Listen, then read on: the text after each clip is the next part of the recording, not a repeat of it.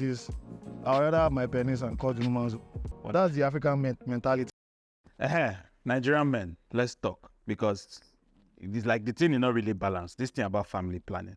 Because let's look at it. Nkechi has like a few hundred eggs to play with during her entire lifetime. But any just ejaculation like this, almost 300 million sperms are out to play. So don't you think that there's something you can be doing to actually help her? Because when we say family planning and we ask you for things that can be used to prevent pregnancy, I think family planning, I think there's one that talk about the usage of pills. Okay. That insert. I think there's a mechanical one where you insert something into the uterus. The IUD. This way. IUD. And stuff like that. Nice. I think those are the two I'm actually... Are you having familiar with? I think maybe taking some tablet or kind of, if I'm right. And then the one that's unconventional, the OG guys used to say withdrawal method. Pull-out. But pull-out game is not real. Condom, post pills, IUD, and that's just it. So how many methods of preventing pregnancy have you heard about? Withdrawal method, I guess. Okay. Contraceptives. Which contraceptive? Which? Okay. Morning after pill. Yeah, morning after pill. Yeah. Post pill or something like that. Post pill, morning after pill. Family planning. Which family planning? IUD. Yeah. What else? I think that's all right now. The best way for me now, just use condom. You use condom. Okay. Most of you just think that, is once you take post pill, once you take condom, once you use this thing, and some of them are not as effective as they should be.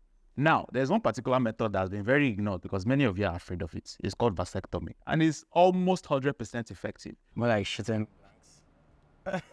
Roughly, have you heard of vasectomy? No. Male human. vasectomy, yes. That you cut your blockers or something. They are not cutting your blockers. You become impotent anymore. It's not impotence because you can still have sex. Now, it's actually very effective and can work, especially for people who have completed their families. They don't want to have children anymore. That is the option for them. Because they'll go to, there's a particular tube that used to convey sperm from where it's produced, the testicles, into the, the rod. Yes. They now cut the sperm at both sides. When they cut the sperm at both sides, they will now close those two tubes so that no sperm can travel anymore. It's like you look at Third Mainland Bridge, you now break it. Yes. Once you break it, people cannot go from the mainland to the island. Yes, so you are preventing the sperm from coming to the mainland from the island. You understand what I mean? Yes. But when we say vasectomy, some of you think that your what in life is coming from your manhood. Doctor, does it mean that we no longer give birth to children again? Yes. That's probably what it means, because it's very rare for that to happen. So you have to be sure that it's something that you actually need to do. But let's talk. Is it really that bad? Yes. So that you don't demonize it too much. Is it effective? What are the benefits? What are the risk factors?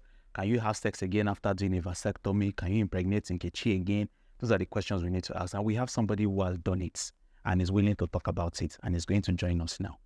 Right? So that we can talk. So that it's not just my voice you'll be hearing. We hear somebody who have done the do and is, enjoying the benefits of vasectomy. So thank you very much for doing this with us. It's a conversation that many men don't want to have. As a matter of fact, vasectomy is something that a lot of people run away from. A lot of men run away from. Maybe because, their sense of worth is tied to their manhood and the ability to procreate. So why did you break out of that supposed norm and decide to go for a vasectomy? Well, I guess it's driven by what I wanted for a family. I grew up in a large family. However, I always wanted a small family. And the concept was really built behind the fact that, I wanted to give my kids an opportunity to start from where I stop, rather than starting from the same level as, the parents. I didn't want to stop on providing a good education. I wanted to provide an opportunity for them to actually have good education, but have a stepping stone. So I, right from scratch, decided on how many kids we wanted. And then after that, we decided we were done. And the beautiful part of it was that myself and the missus were in agreement or in alignment on it. So that helped. Now, there's a way to, if you finish having your family, like you're done, right?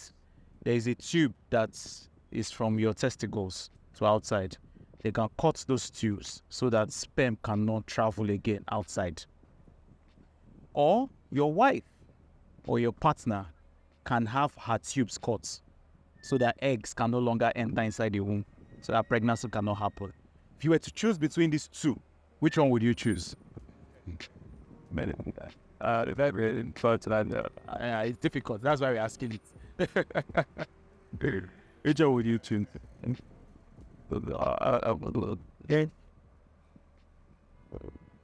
I would prefer my wife. To cut her tubes. Why? Why? Why not you? Why not you? Why is it your wife that's cutting her tubes? But I don't really like the idea of cutting off anything to say being me or my wife. I would just prefer the use of condom. You just prefer the use of condoms. But if you were to cut tubes, you prefer your wife to cut her tubes. That's if I don't have any Other choice. I think I'll go for. I think I'll go for that. For vasectomy, yes. Even though you probably never father a child again. But I will only do that if I've had like 2 or 3. You choose. As an African man, I'll tell you this. I'd rather have my penis and cut the woman's. You rather have your penis and cut the tubes. Okay. 100%.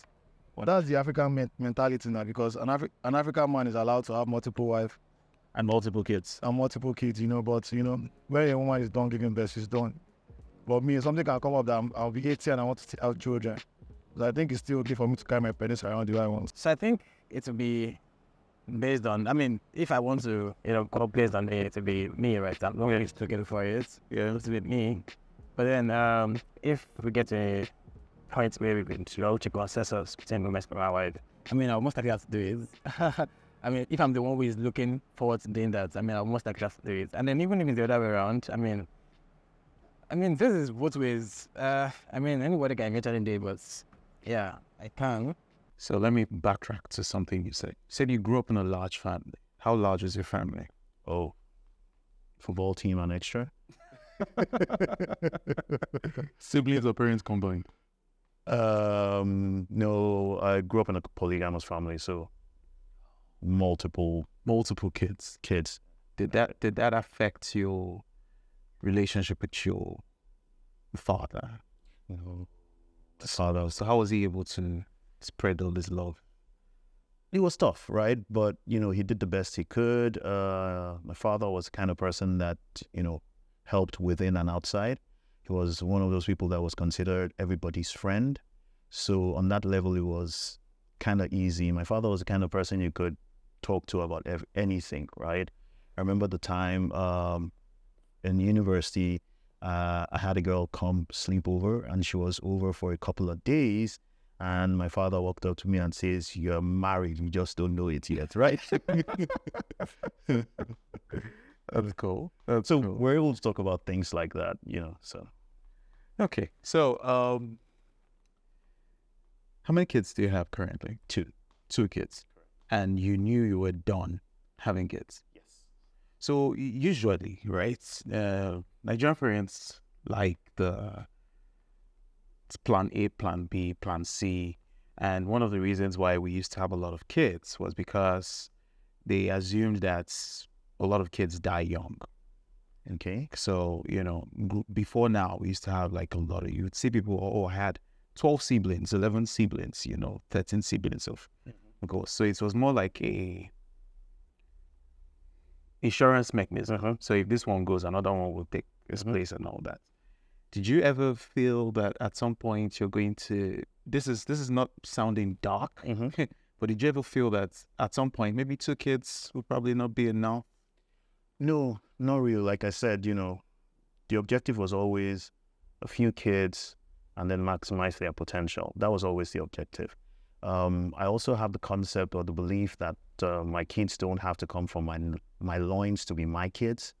So even if I wanted more, they don't have to come from me. There are a lot of kids out there that are looking for parents, that are looking for that, and Yeah. That's humanity right there. So before choosing vasectomy, Did you consider other options? Well, as a family, we did family control for quite a while, right? And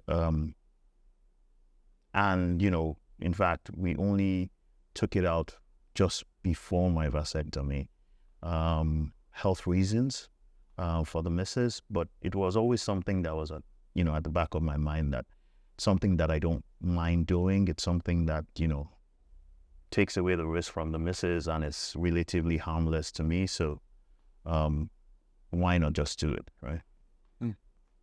Before the vasectomy, did you talk to your male friends about your option? Was it just between you and the missus? Did he ever come up in the gist, guys, I'm a blessing, I'll go sniffing? So I've always been vocal about the fact that I wanted to do a vasectomy, right from, 2012, trips to the US. I used to say one of those trips, I'll just do an outpatient procedure and come back and everybody will find out that I already have a vasectomy done. So it hasn't been too much, I've never had difficulties talking about it. Well, I haven't spoken about it to my mom, Yeah, that's fine. That's fine. but yes, when you talk about it with friends, sometimes you kind of get that look as in, Baba, you get mine. Do you understand? But,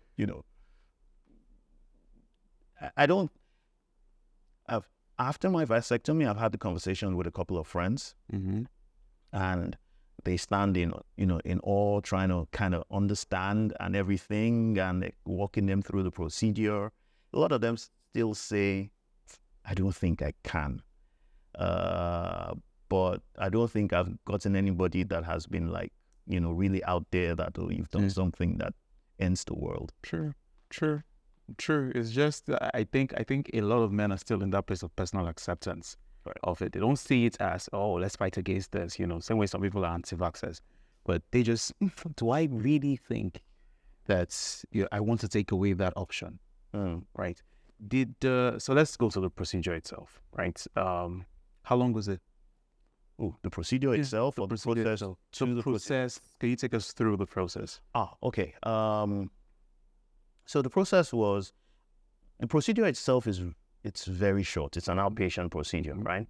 But I first had to go in to see the doctor, and we had a session together to try to understand what the entire thing was about, how it would be done, if I was really interested in it, trying to help me to understand that it was irreversible, or the potential for it to be reversed is very slim.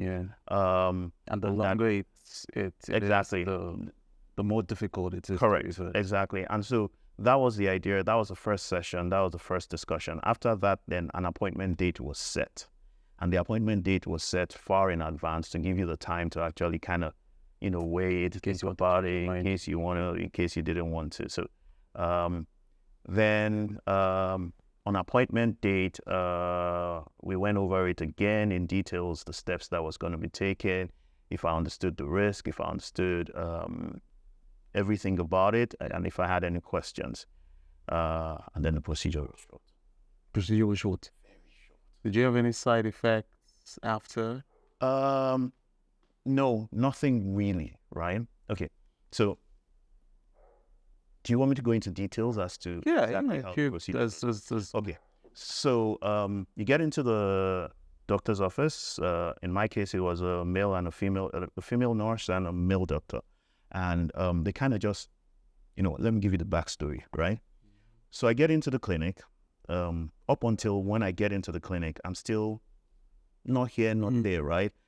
In fact, when I had the first appointment, that was the only time I was really up and saying, okay, I want to do this. I really want to do this, and all them stuff like that. Did you go there alone? Huh? Did you go there? Yeah, I went there alone, right? Okay. Okay. So, and doctor says, okay, fine. Should I go ahead and book an appointment? I said, perfect. Let's do that.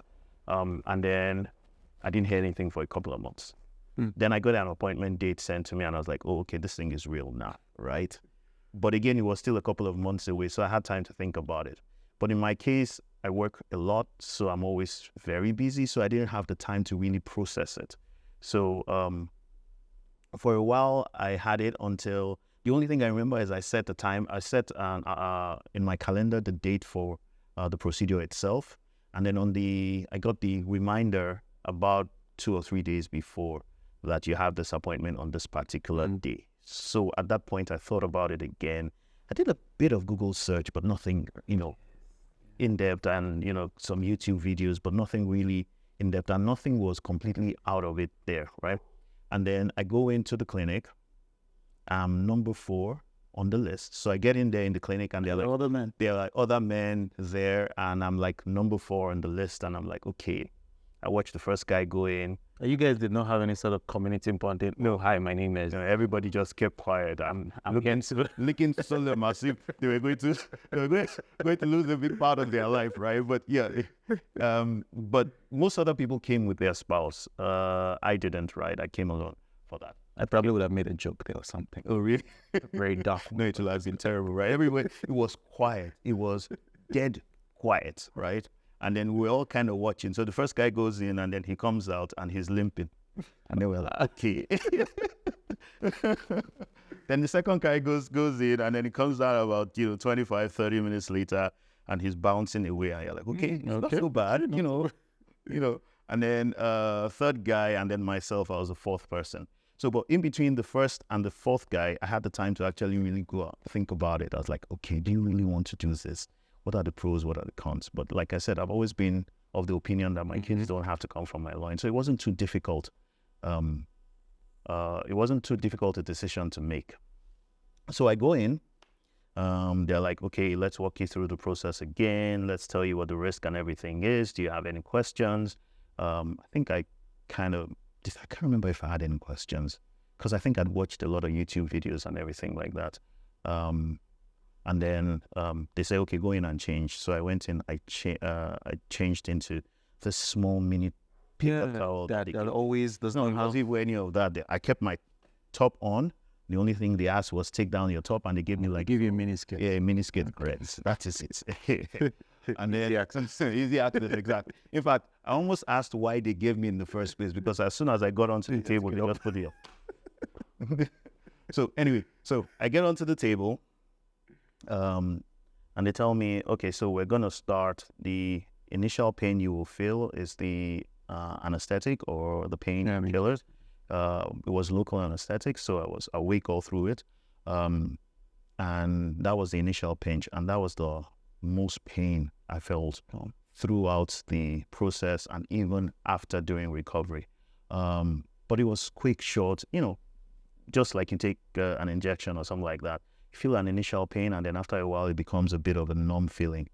Then doctor explained I'll do a 2 millimeter incision, and then we'll do everything from there. He showed me a picture of what he was going to do. He was going to snip it in between my testicles, and I can't remember what it's called, but somewhere in between there. And then once he's snipped it in between, he would then fuse the top and the bottom so that they don't find join exactly. They find their way together. And then he'll do the same on the other ward, right? Now, he also explained that that everything will remain the same, and that okay, I think that was the question I asked. That okay, once you do the snipping, what happens to all the sperm that is being question is being created? And he said his way of explaining it is he said similar to a nursing mother, that if the baby is not sucking on on milk, then she stops producing. That is the same way with the testicles, that over time you will stop producing sperm, right? And then I asked what was going to be the difference, because in my mind I always thought semen was the white stuff, and then sperm was the creamy one. So I was like, is it just going to be white stuff coming out all the time? And it says you are not going to be able to tell the difference. The only way to tell the difference between one with sperm and one where it is under a microscope, that you will not be able to see the difference, that nobody will be able to tell. Did it affect your sex life in any way? Oh, no, not at all. Not at all? Not at all. Do you still ejaculate? Right. Today? Yeah. Yes. Oh, today. I'm sorry. I didn't say today. But I said I still do. I still do. Okay. Everything is normal. Nothing is different. Everything works as it should. In fact, I dare say a little better because, you know, you don't have that worry behind again that, Yeah, more. right, Like, you just go ahead. just go ahead. Nothing pulling back again. So let's assume that someone watching this is considering a vasectomy. Let's just assume. Okay. Someone watching this is considering a vasectomy. You know, there's a couple out there watching this and they're thinking of getting a vasectomy. What tips do you think would help them in that direction? I think the first thing is to be sure that you're done, right? So definitely have kids already before. Know that you have, you know, you have achieved your aims with regards to childbirth and that you don't want any more, right? That's the first and the biggest part. That doesn't mean that you don't think about it again, but if you're like me, then you know, your kids don't have to be your kids to be your kids, right? Then after that, see a doctor, right? Kind of have an open conversation. First, have an open conversation with your spouse about it, then have an open conversation with your doctor about it to try to understand, you know, what it entails and what the risks are and what the potentials are. And then book an appointment. Take some time to think about it as well, right? Really think about it if that's what you want to do. And then after that, you know, book an appointment and get it done. It's, like I said, it's a 25 minutes procedure, right? And it's just in and out. It was in and out. When I had the procedure, I didn't have to take anything other than Panadol. And I took Panadol only once throughout my recovery period. I was told that it will take 7 to 14 days for recovery, but by the fourth day, fifth day, it was all done, right? Yes, you'd feel a bit of a tug, not pain, but just a bit of a tug. But that's it, right? Were you asked to use condoms after vasectomy? Okay. So after vasectomy, they would ask you not to have unprotected sex for about 6 months, right? Then you will take a first sample and send it in. They will check, and then you'll take a second sample about 2 months later, and then they'll check again, and then that's when they'll give you the all clear that, you know, there is nothing there again. You're good to Nothing. buy out. And it's just, you know, I have a joke I'm trying to stifle in, but, you know, I probably would do Don't that. make it a solemn conversation, right? So it's like you're enjoying a game of what do they call this game where people go to shoot their friends without harming them? Pinball. Pinball. Yeah. So you know, it's like you're having paintball now and it's fun, you know, or Call of Duty Warzone where you know you're not really harming anybody in real life. It's just you can go ahead and practice whatever you want to practice, you know, all those things you've thought about. Yeah, so that'll probably be the joke I'll make in the waiting room. Like, guys, it's paintball after now. No real bullets. Yeah, exactly, right? But I must say I admire your strength. Because whether we like it or not, even though we're trying to get other people aware, it's still something you had to decide within yourself. Correct. Yeah, it's your decision, and I'm sure that you're enjoying the benefits of that decision. Just for the sake of our viewers, do you have any regrets after vasectomy? Today, no. Today, no. You say today like you had some regrets later. No. I'm saying up until today, No regret. tomorrow, Okay. So up until today, yes. he has had no regrets about vasectomy. Zero regret, you know. So which is something that's quite commendable.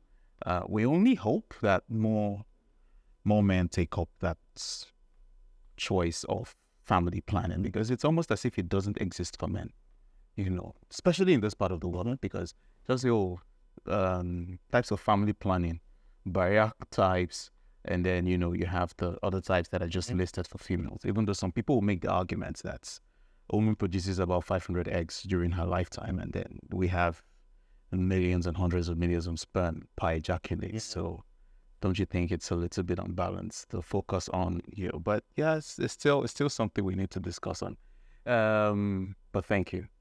One thing I'd like to chip in is The reason why it took long between my first appointment and the actual, because it took almost a year between my first appointment and when the procedure was done, was not because they wanted to give me time to think about it, but because there was a long waiting list. So the point... Did you do it here in Nigeria? No, I didn't do it here in Nigeria. Okay. The reason why... The waiting list here would have been short. Yeah, yeah. Probably the next day. Yeah, maybe, exactly, right? As well as Yeah. doctor, I feel like I will think about it. I give 30 minutes. But the point I wanted to make is that for there to be that long a waiting list, it means more people are doing it than we think they are, right? So it's nothing to be scared of. Thank you. It's been great having this conversation. Great as well.